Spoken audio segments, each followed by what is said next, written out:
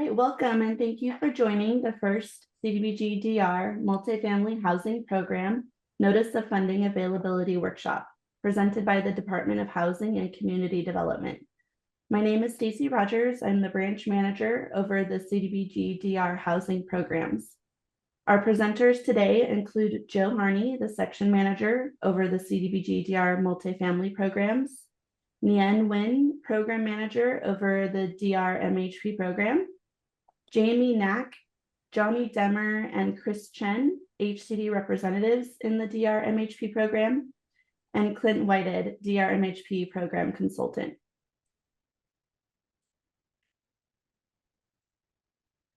Next, if we could go to the next slide.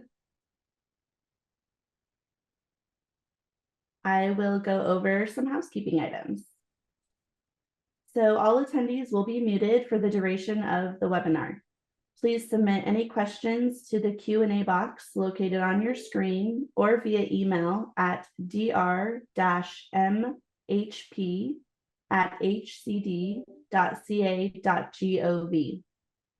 We will respond to questions via an FAQ that will be posted on HCD's website, along with the recording of this webinar.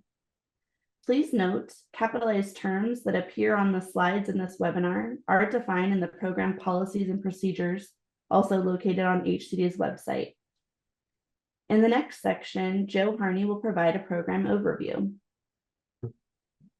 Thank you, Stacy.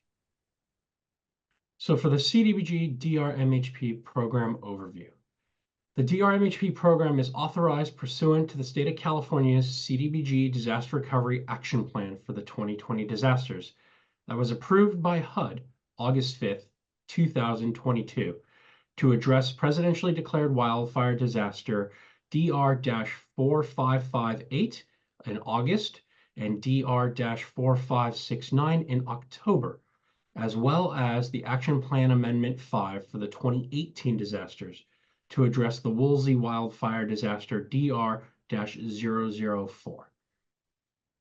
At this time, the program seeks to provide low-interest loans for new construction of multifamily rental housing. However, based off of HCD's Tribal Quarterly Working Group discussion that was held last week, we are investigating the ability to provide either forgivable loans or grants for this funding. At this time, there is $147.5 million available in this NOFA, which is divided into 6 separate geographical set-aside regions.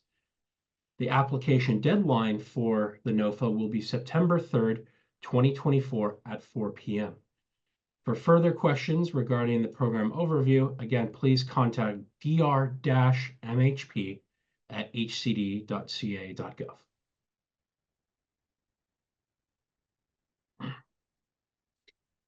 This webinar today is specifically focused towards tribal entities that are seeking to build on Native American land in the eligible counties.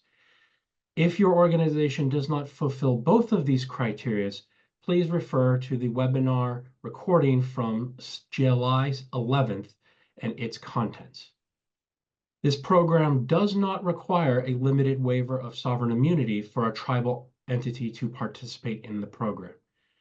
In addition, any tribal entity is eligible to submit AB 1010 waiver requests to the department if state financing requirements would create an unnecessary administrative burden.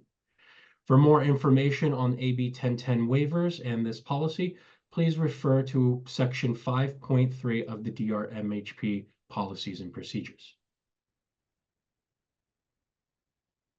So per the program's policies and procedures, a tribal entity is defined as one of the following: an Indian tribe that meets the definition of Indian tribe pursuant to Section 25 USC Section 5304 Subdivision E, or a tribally designated housing entity as defined at 25 USC Section 4103 that meets the definition of tribal organization pursuant to the same section, or thirdly, an Indian tribe located in California that is either listed in the Bureau of Indian Affairs Office of Federal Acknowledgement Petitioners list or listed on the contact list maintained by the California Native American Heritage Commission for the purposes of consultation pursuant to Government Code Section 65352.3, and has formed and controls a special purpose entity in compliance with the Uniform Multifamily Regulation Section 8313.2.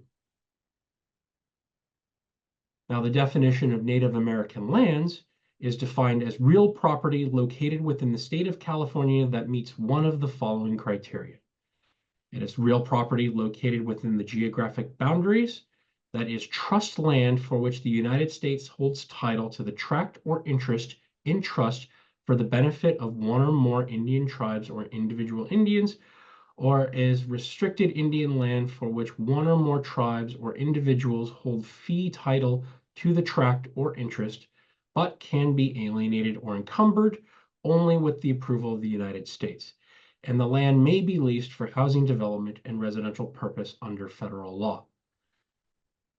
Criteria 2 is that all land located in Indian country as defined by 18 USC Code 1151, or all lands within the limits of a rancheria under the jurisdiction of the United States government.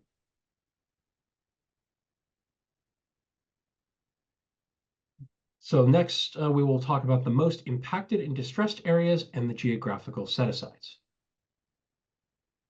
The most impacted and distressed areas, known as the MIDS, are the areas in which the 2020 funding must be spent within and was defined by FEMA in the disaster declarations and consists of the following 9 counties: Santa Cruz, Butte County, Napa, Solano, Sonoma, Los Angeles, Fresno, Shasta, and Siskiyou.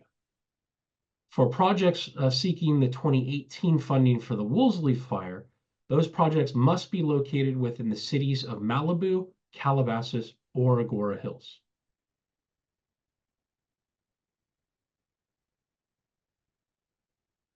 On this slide, you see the funding available per region table, which divides the funding available into 6 geographic regions. The first region is the county of Santa Cruz, and that has been allocated $41 million. The second region is Butte County with $31.4 million. The third region is Napa, Solano, and Sonoma counties for $30.2 million. The fourth is Los Angeles and Fresno counties for $13.2 million. And the last 2020 region is Shasta and Siskiyou counties for $4.8 million. As I noted on the previous slide, the 2018 region consists of the city jurisdictions of Malibu, Calabasas, and Agora Hills, and there is $26.7 million available in that region.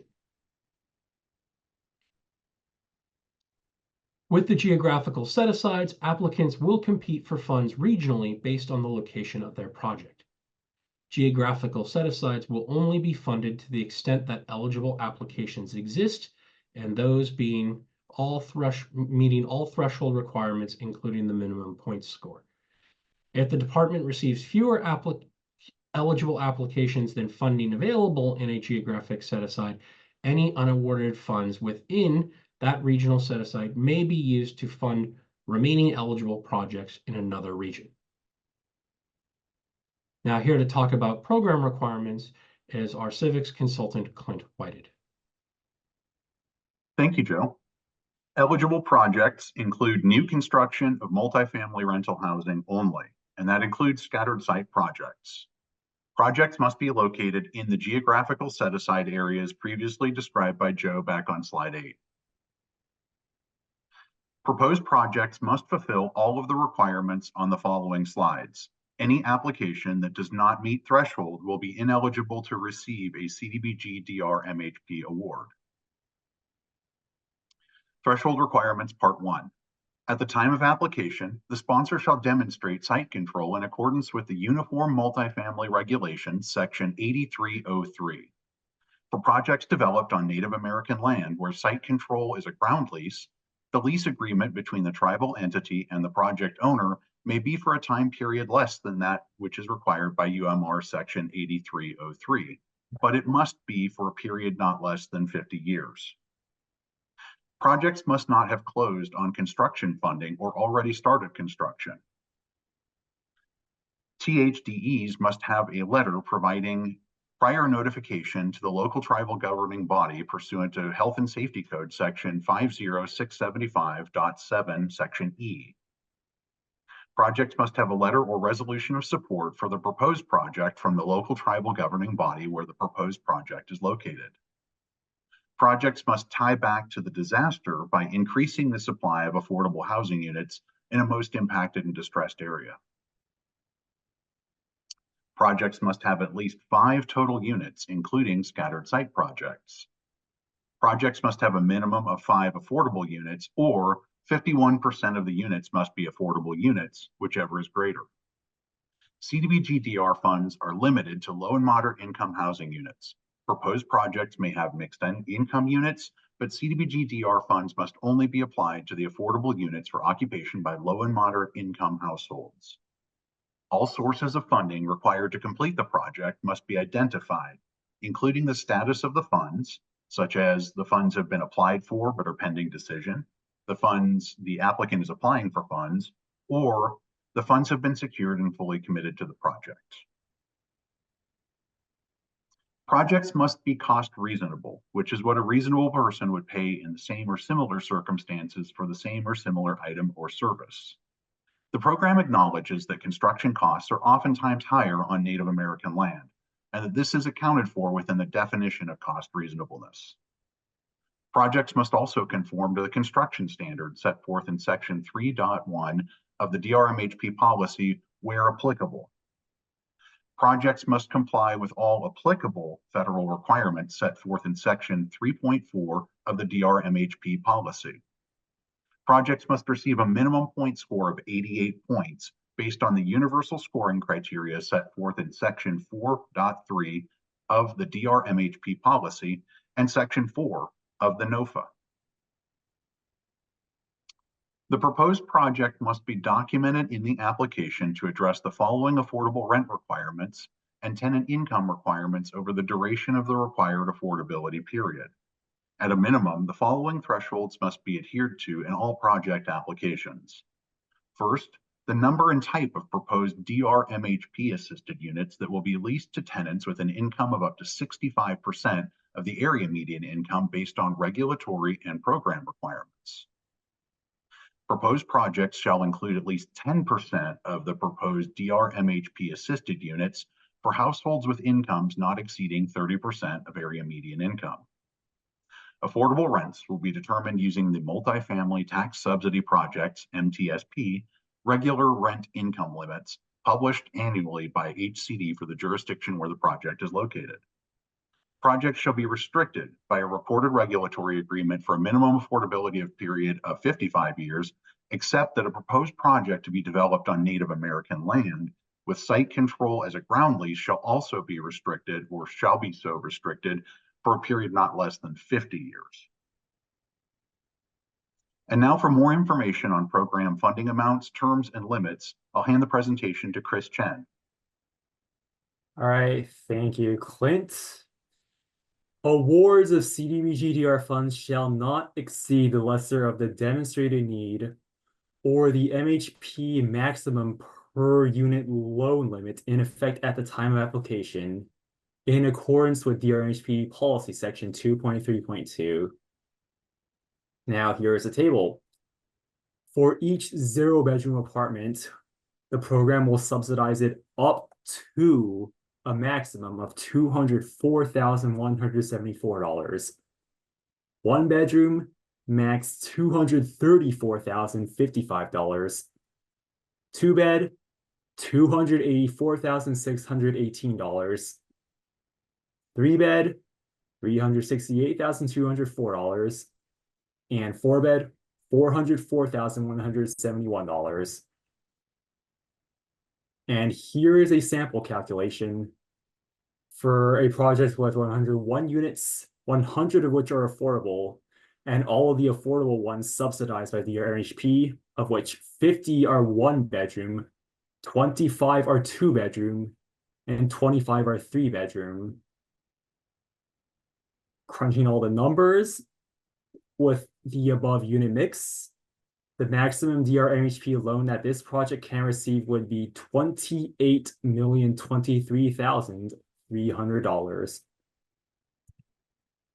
For DR-MHP loan limit calculations, the unit count may include the number of DR-MHP assisted units within the project, including units with long-term low income or occupancy restrictions imposed by HCD, TCAC, or other public agencies, and restricted at no greater than 65% of AMI. Awards of CDBG-DR funds shall not exceed the lesser of the demonstrated need or the MHP maximum per unit loan limit calculation. You may refer to section 2.3.2 of the policy for additional details on loan sizing, and the type and terms of loans is detailed in section 2.4 of the DR-MHP policy. Next, I will go over eligible uses of CDBG-DR-MHP funds. First off, they are only for construction phase financing.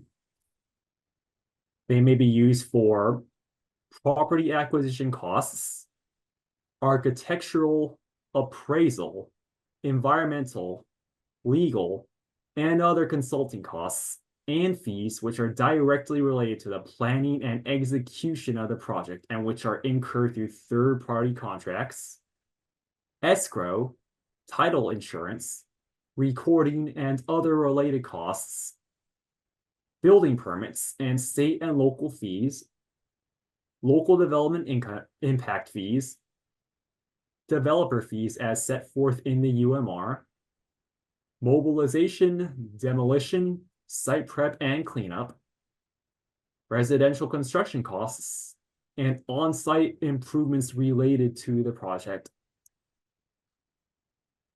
Now I will touch on ineligible uses of CDBG-DR-MHP funds. They may not be used for costs incurred between the date of application and environmental clearance, such as the authority to use grant funds, that constitute an adverse environmental impact or that limit the choice of reasonable alternatives pursuant to 24 CFR 58.22 Section A.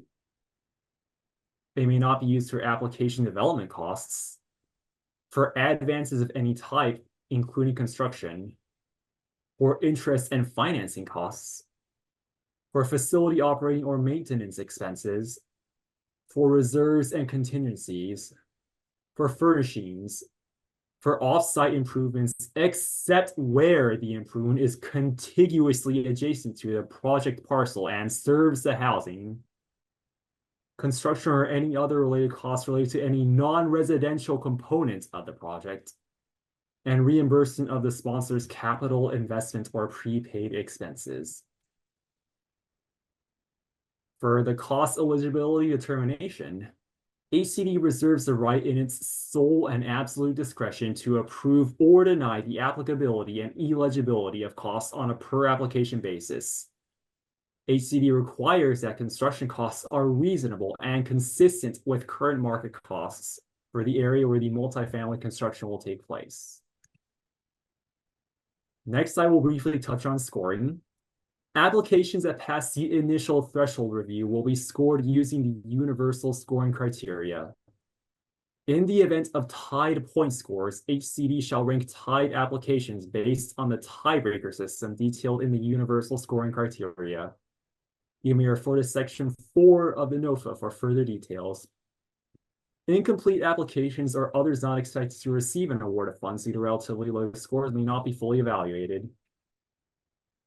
For ranking, all applications meeting all the threshold requirements and achieving a minimum point score of 88 points in the universal scoring criteria will be considered for funding. Next, I will briefly touch on negative points. An application will be assessed negative points based on performance penalties assessed pursuant to the department's negative points policy, Administrative Notice number 2022-01, amended April 3rd, 2023, as may be amended from time to time.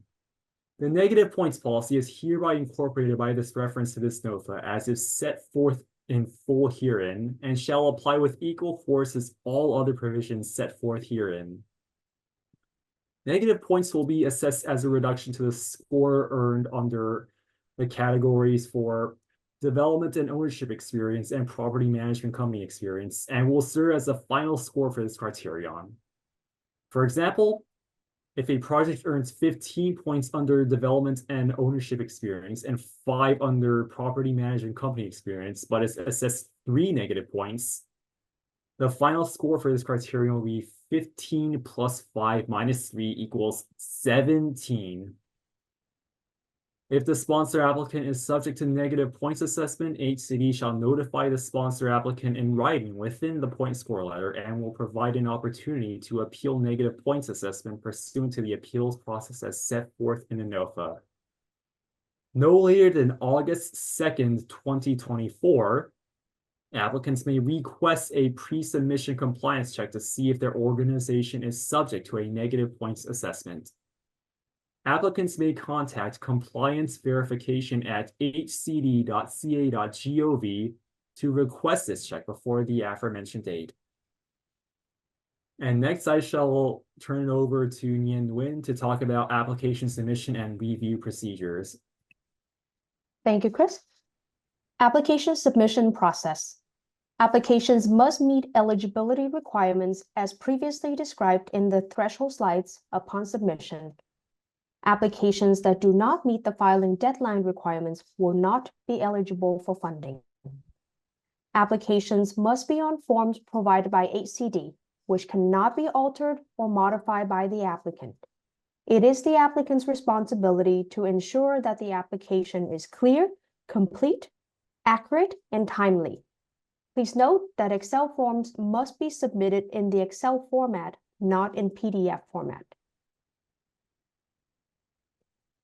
Application materials must be submitted electronically via eCivis Grants Network solicitation portal.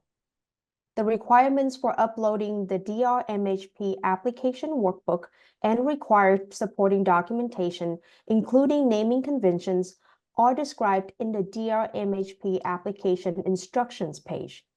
Applicants must upload all application materials to the solicitation portal. Disclosure of application. The information provided in the application will become a public record available for review by the public pursuant to the California Public Records Act, Government Code 7920.00 etc. Any materials provided are subject to disclosure to any person making a records request under this act. HCD cautions applicants to use discretion in providing information not specifically requested, including but not limited to bank account numbers, personal phone numbers, and home addresses. By providing this information to HCD, the applicant is waiving any claim of confidentiality and consents to the disclosure of submitted material upon request. Prior awards.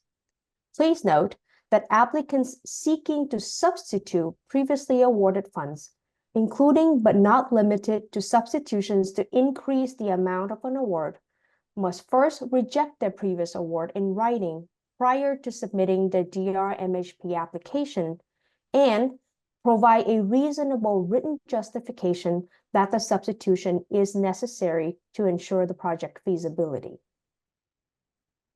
For projects proposing a reduction to AMI levels on the unit mix, the awardee must engage with program staff of the prior award and confirm that the change does not impact project feasibility and would not cause a reduction in awarded funds pursuant to that program's requirements. A consultation with department program staff is required before any substitution will be permitted. Please note that substitutions based solely upon the sponsor applicant preference or convenience of the funding source will not be permitted. Please also note that it is allowable for applicants that wish to retain their previous award to apply for funds available within this DR-MHP NOFA, as long as the previous award is unmodified. The department will also allow previously awarded projects to lower their proposed income targets from one application to the next, as long as the total unit count remains the same. The department will restrict units to the lowest targeting across all awarded funds and will require projects awarded from a program with prioritized target populations to maintain the special populations units. Please note that increasing the target population and/or restricted units is permitted. For projects proposing a reduction to AMI level on the unit mix, the awardee must engage with program staff of their prior award and confirm that the change does not impact project feasibility and would not cause a reduction in awarded funds pursuant to that program's requirements. Please note that this consultation process must begin no later than August 1st, 2024. The department will review the information provided in the application and score the application accordingly.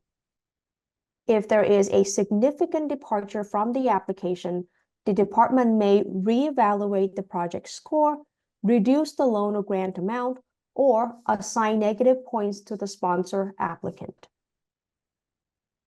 Next is universal scoring criteria presented by Joe Harney. Thank you, Ewan. In the introduction to universal scoring criteria. At this time, there are 6 criterion for the universal scoring criteria that total up to a possible point score of 117 points. Briefly, the 6 categories are to the extent to which a project serves households at the lowest income level, state policy priorities, project sponsor and project management experience, project readiness, infill, proximity to amenities and sustainable building methods, and cost containment. Please note that a proposed project must receive at least 188 points out of 117 points to be considered for an award. As of a note, the program does not expect every project to score the maximum amount of points for this award and will be ranking projects accordingly. Now to talk on scoring criteria 1 is Clint Whited. Thank you, Joe. Scoring criteria 1 is a maximum of 30 points. Applications will be scored based on the percentage of restricted units limited to various percentages of area median income adjusted by household size. Each percent of AMI category may only be used once.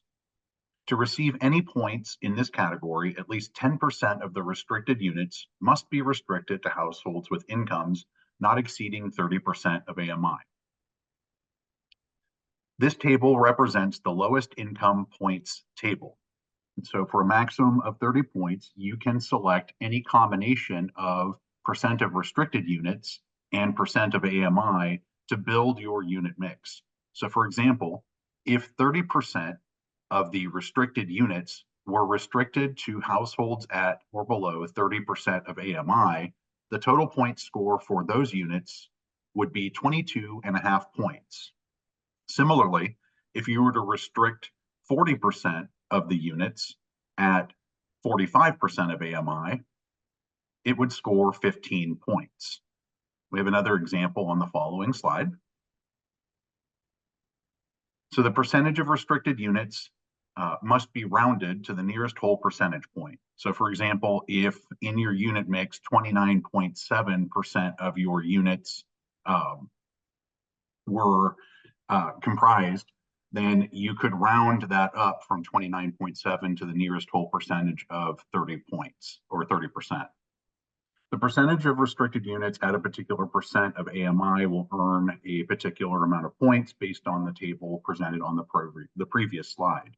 So 10% of the restricted units at 30% of AMI would provide 7.5 points. 15% of the restricted units at 40% of AMI would provide another 7.5 points.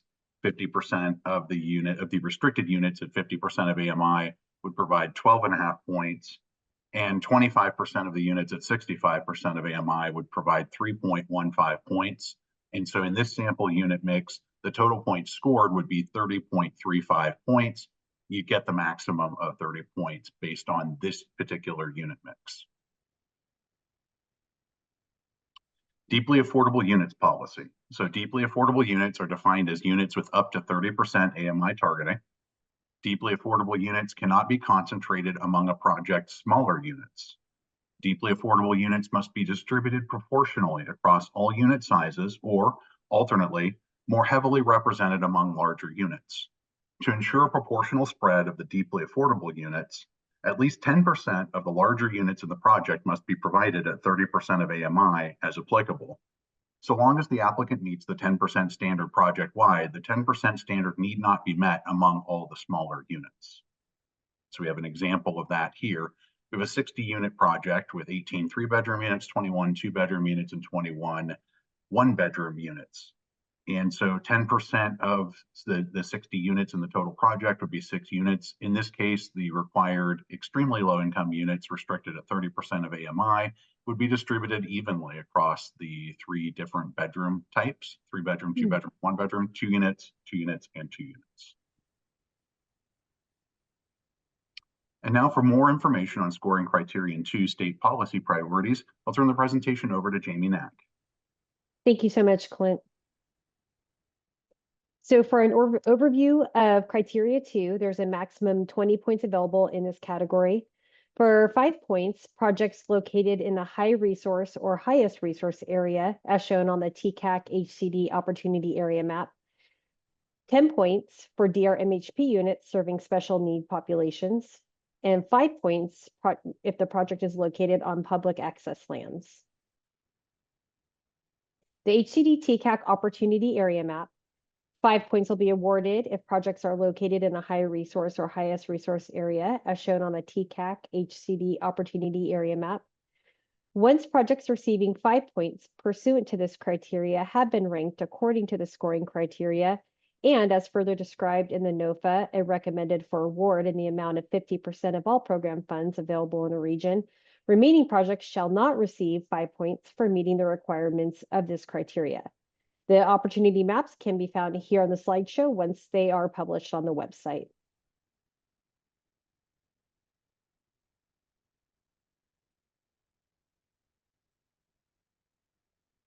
Back one more. Oh, no, yeah. Okay, so for points for serving special need populations, there will be a maximum of 10 points available in this category. For the total percent of DR-MHP funded units, for 25% or more, 10 points will be awarded. For 16 to 24%, 9 points will be awarded. For 10 to 15%, 8 points will be awarded. And from 0 to 9%, there will be 0 points awarded. This does not include seniors or veterans unless they otherwise qualify as a special needs population as required by other statutory laws.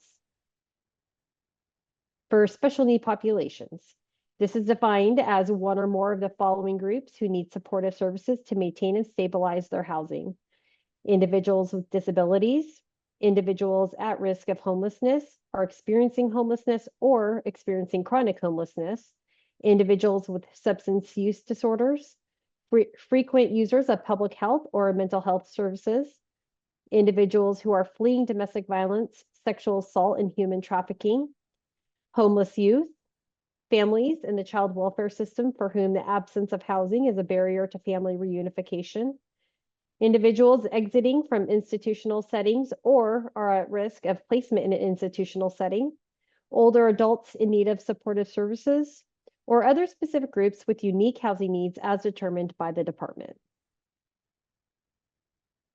Public access lands, there will be a maximum of 5 points in this category.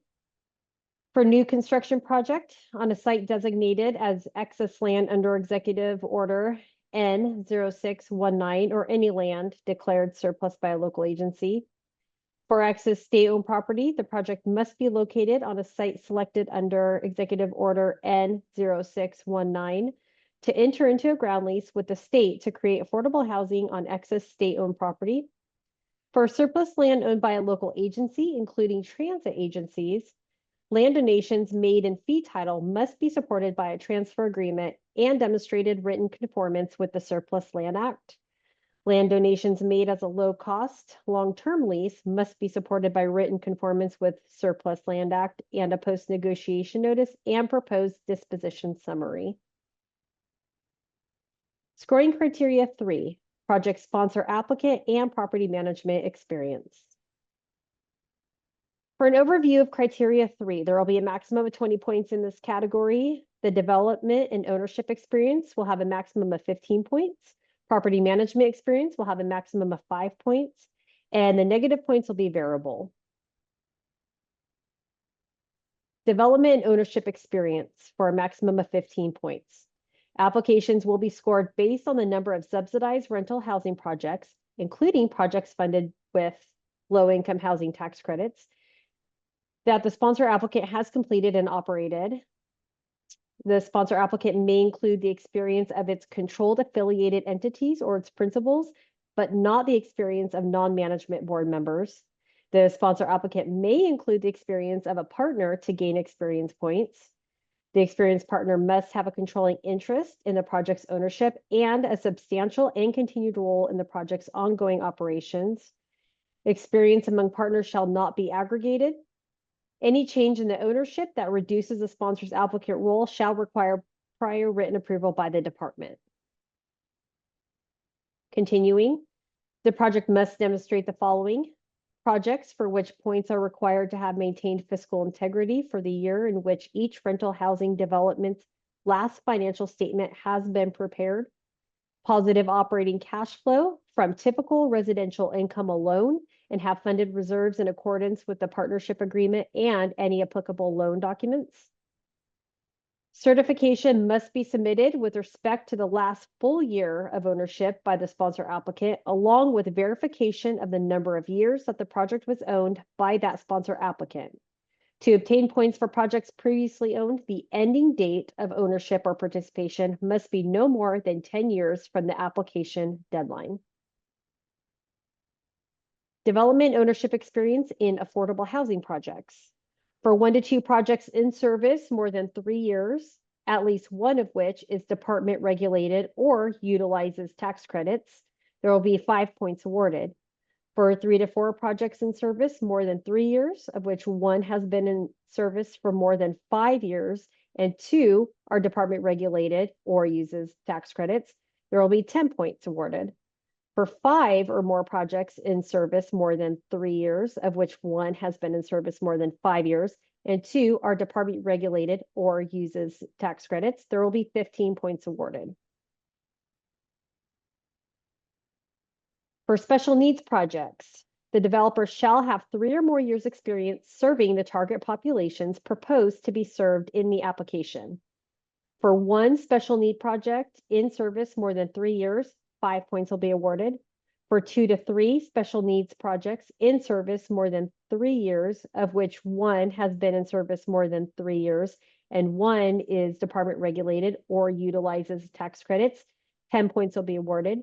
For 4 or more special needs projects in service more than 3 years, of which 1 is department regulated or again uses tax credits, 15 points will be awarded.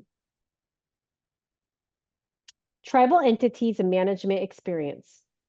To obtain development ownership experience points, tribal entities may contract with a developer who will not be the project owner and may receive points commensurate with the developer's experience pursuant to the previous slide.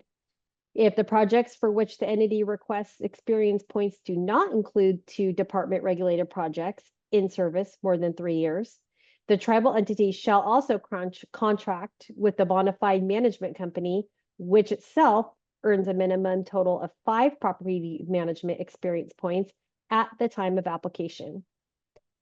Tribal entities exercising this option to contract with the developer for these experience points shall also contract for asset management for at least the term of the 15-year federal compliance period with an entity that has provided 3 years of asset management for at least 2 department regulated projects.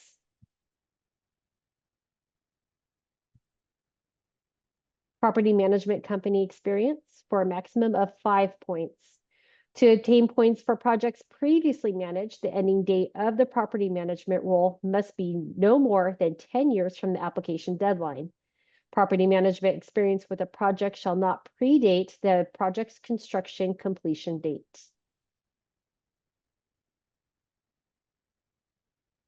Property management company experience points. For one project managed over 3 years, 1 point will be awarded. For 2 to 4 projects managed over 3 years, of which one shall be department regulated or utilizing tax credits, 2 points will be awarded. For 5 to 7 projects managed over 3 years, of which one shall be department regulated or utilizing tax credits, 3 points will be awarded. For 8 to 10 projects managed over 3 years, of which 2 shall be department regulated or again using tax credits, 4 points will be awarded. And for 11 or more projects managed over 3 years, of which 2 shall be department regulated or utilizing tax credits, 5 points will be awarded. For special need projects, points are available as described above or as follows. 4 or more special need projects in service more than 3 years, of which 1 shall be department regulated or utilizing tax credits, 5 points will be awarded. Lack of management experience. Applicants with fewer than 4 active rental housing developments in service more than 3 years shall contract with a bona fide management company, which itself earns a minimum total of 5 property management experience points at the time of application. Contracting property management. The sponsor applicant or property code management entity must obtain training in project operations, on-site certification training in federal fair housing law, and manager certification. Experienced property management agent or an equally experienced substitute must remain for a period of at least 3 years from the construction completion date, or for ownership transfers 3 years from the sale or transfer date, to allow for at least 1 HCD monitoring visit. The experienced property manager may transfer responsibilities to the remaining general partner or property management firm following formal written approval from HCD. Negative points. Per HCD's negative points policy, an application will be assessed negative points based on performance penalties assessed pursuant to the department's negative points policy, administrative notice number 2022-01, amended April 3rd, 2023. If the sponsor applicant or the property management company is determined to be ineligible for funding, HCD shall notify them in writing in the initial point score letter. Checking negative points. If the sponsor applicant is subject to a negative points assessment, HCD shall notify the sponsor applicant in writing within the threshold letter or point score and will provide an opportunity to appeal a negative points assessment pursuant to the appeals process as set forth in the NOFA. Your organization may consult the Asset Management and Compliance Branch at the following email address: complianceverification@hcd.ca.gov to ensure compliance no later than August 2nd, 2024. I will now hand this presentation over to Representative 2 Johnny Demmer for scoring criteria for project readiness. Thank you, Jamie. Hey, going over criteria for overview, there are maximum points 27, 10 points for financing commitments, 15 points for local and environment approvals, 2 points for organizational documents. Points will be awarded to projects under each of the following rating factors as documented in the application and as indicated in the following slides. If a particular rating factor is not applicable, full points shall be awarded in that category. Maximum 10 points for financing commitments. 5 points will be awarded for evidencing enforceable funding commitments for all construction financing. This excludes tax-exempt bonds and low-income housing tax credits. 5 points will be awarded for evidence of enforceable funding commitments for all permanent financing. This includes all grants, project-based rental assistance, and operating subsidies. Enforceable funding commitments. a letter stating that the funds have been awarded to the project. The department may approve other evidence that the assistance will be reliably available. Contingencies and commitments, documents based upon the receipt of an allocation of tax exempt bonds, 4% tax credits, or 9% tax credits will not disqualify a source from being counted as committed.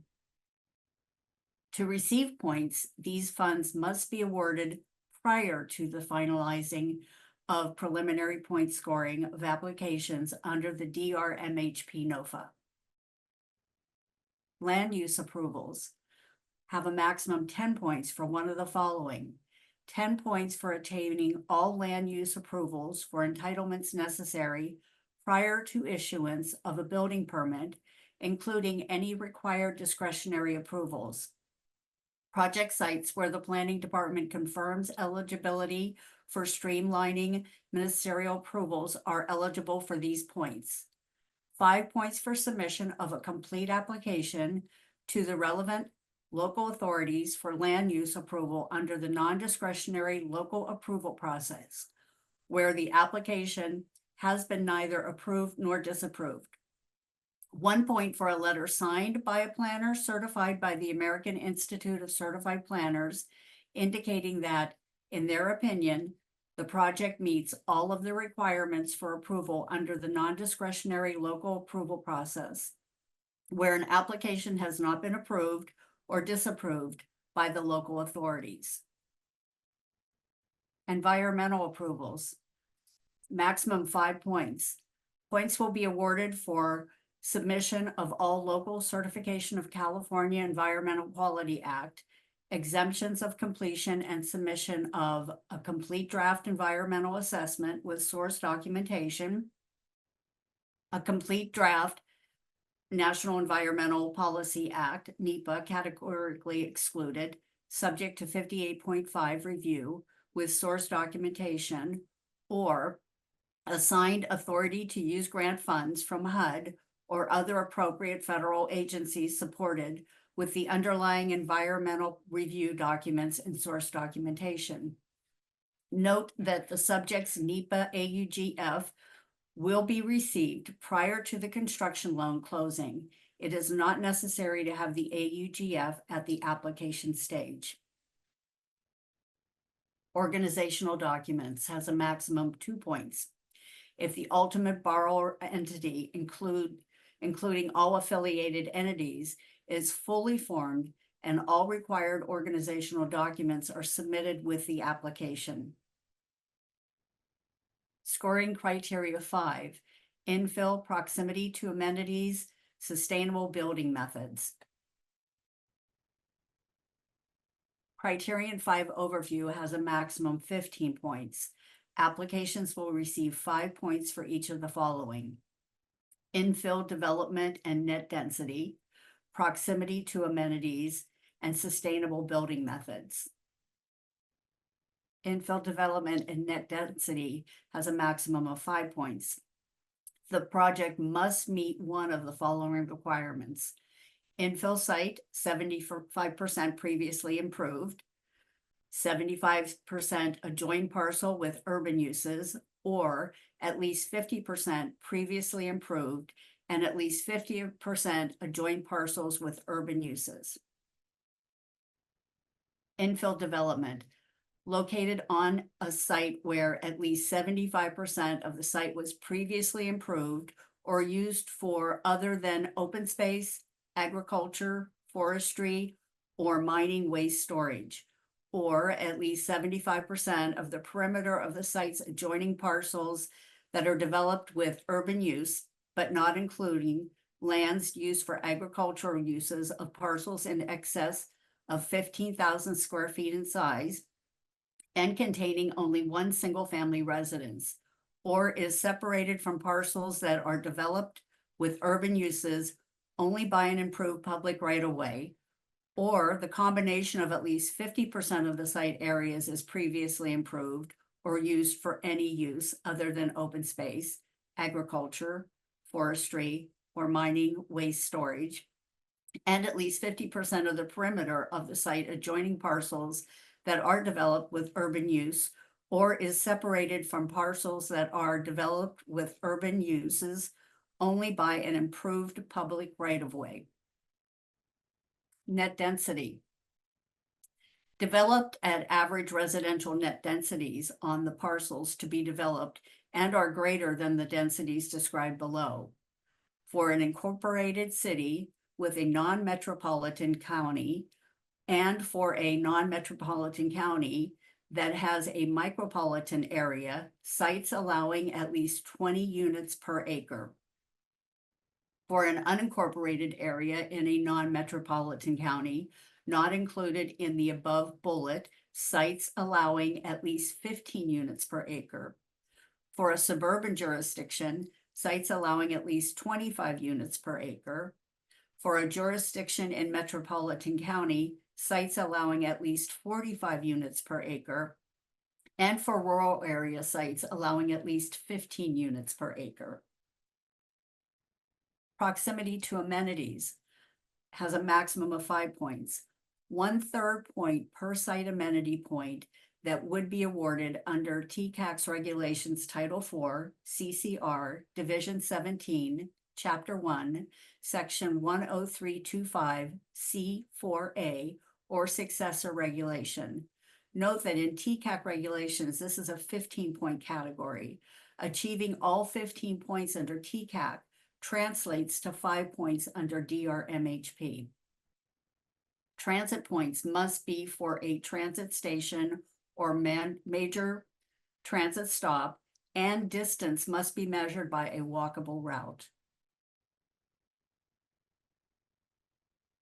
Sustainable building methods, maximum 5 points for fulfilling any combination of the following: sustainable community strategy, regional plan, transit priority area, green building status, near electrification, and total electrification. Sustainable community strategy, maximum 2.5 points for projects that support the implementation of a sustainable community strategy or alternative planning strategy that has been determined by the California Air Resource Board to achieve the region's greenhouse gas emissions target or other adopted regional growth plan intended to foster land use. It must be demonstrated by a letter or resolution executed by an officer of an equivalent representative from the Metropolitan Planning Organization, Regional Transportation Agency Planning, or Local Transportation Commission. Regional plan, maximum 2.5 points for the project supporting a regional plan that includes policies and programs to reduce greenhouse gas emissions. It must be demonstrated by a letter or resolution executed by an officer of or an equivalent representative from the Metropolitan Planning Organization or Regional Transportation Planning Agency or Local Transportation Commission. Transit priority area has a maximum of 2.5 points for projects where not less than 50% of the land area is within a transit priority area. Must be demonstrated by a letter or resolution executed by an officer of or an equivalent representative from the Metropolitan Planning Organization, Regional Transportation Planning Agency, or Local Transportation Commission. Green building status has a maximum 5 points for projects designed to achieve green building status beyond state mandatory building code requirements. Verified upon construction, completion by a certified LEED green rater, certified green point rater, or licensed engineer. Applicants must select from the following green building certification programs: Cal Green, Tier 2, U.S. Green Building Council LEED certification Gold, Green Point rated new construction Gold, Energy Star certified home, Living Future Challenges living building. Near electrification conditions has a maximum 3 points for projects that achieve near electrification. 2 out of the 3 of the major energy appliances cook stoves, space heating, water heating are electric. Projects must be wired to be electric ready, defined as having 240-volt outlets near each gas appliance. Maximum 5 points for projects that are powered entirely through electricity with no connection to natural gas infrastructure for the total electrification condition. Scoring criteria 6, cost containment. The cost containment formula has a maximum of 5 points. A project shall receive 1 point for each full percentage that the project's eligible basis is less than the project's adjusted threshold basis limit, up to a maximum of 5 points. The percentage is calculated by dividing the project's eligible basis by the project's adjusted threshold basis limit. See section Roman numeral 4G of the NOFA for more details. Now, Clint Whited will talk about the tiebreakers. Thanks, Johnny. In the event of a tied point score, the department will rank tied applications based on 3 factors, which will be implemented in sequence. The first tiebreaker is the lowest weighted average affordability of all residential units. The second tiebreaker is the leverage of other funds. And the third tiebreaker is additional cost containment. If after review of the first factor, the applications remain tied, the second factor shall be calculated. If after review of the second factor, applications remain tied, the third factor shall be calculated. The DR-MHP application workbook is designed to automatically calculate the tiebreaker score for the project. For more information, please see section 4H of the NOFA. Now I'll turn it over to Chris Chen, who will briefly go over appeals. All right, thank you, Clint. The basis of appeals. Applicants may appeal HCD's written determination that an application is incomplete, has failed threshold review, or has otherwise been determined to provide an insufficient basis for an award. At the sole discretion of the department's written determination may include a request for clarifying and/or corrective information. No applicant shall have the right to appeal a decision of the department relating to another applicant's application. Any request to appeal the department's decision shall be reviewed for compliance with the DR-MHP policy and the NOFA. All decisions rendered shall be made by the program manager or her designee. This decision shall be final, binding, and conclusive, and it shall constitute the final action of HCD. The appeal process provided herein applies solely to decisions of HCD pursuant to this NOFA. Now let's go into the appeals process. Applicants may submit to HCD by the deadline a written appeal which states all relevant facts, arguments, and evidence upon which the appeal is based.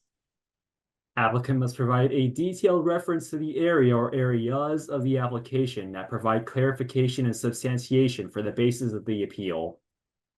No new or additional information will be considered if this application will result in a competitive advantage to an applicant.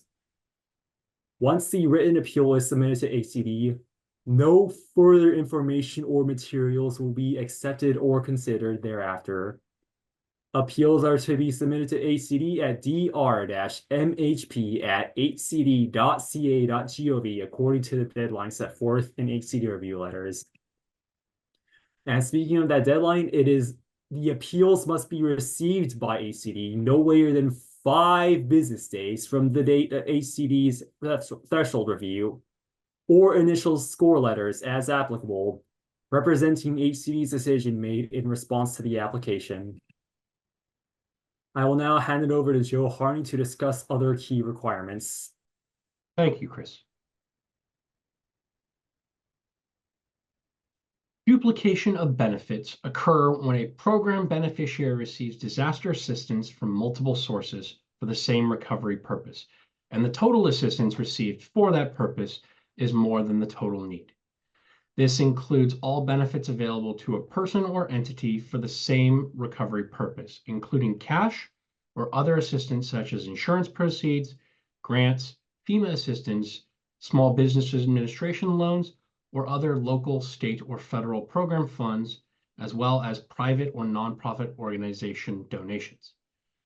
All activities funded with CDBG DR dollars must undergo a duplication of benefit review prior to the project award and a duplication of benefit certification review prior to project closeout.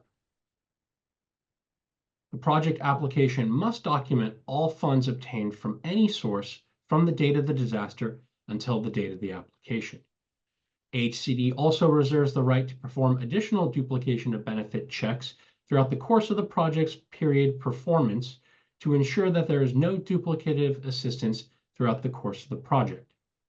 To address any potential duplication of benefits, the standard agreement will include provisions requiring repayment of any assistance later received for the same purposes as the CDBG DR funds. All applicants, sponsors, co-sponsors, and owners and special purposes entities, where applicable, must at all times comply with and not be in violation of California's Preservation Notice Law at Government Code Section 65863.10, .11, and .13.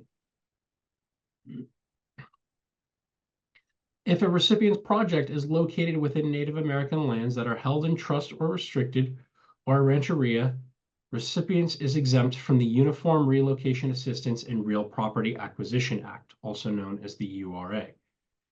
Instead, the project shall comply with federal relocation laws as applicable, including those requirements under NAHASDA at 24 CFR Section 1000.14. Thank you for joining us today for our webinar information. And if you have any further questions, please feel free to put them in the Q&A box or email them to program staff again at dr-mhp@hcd.ca.gov.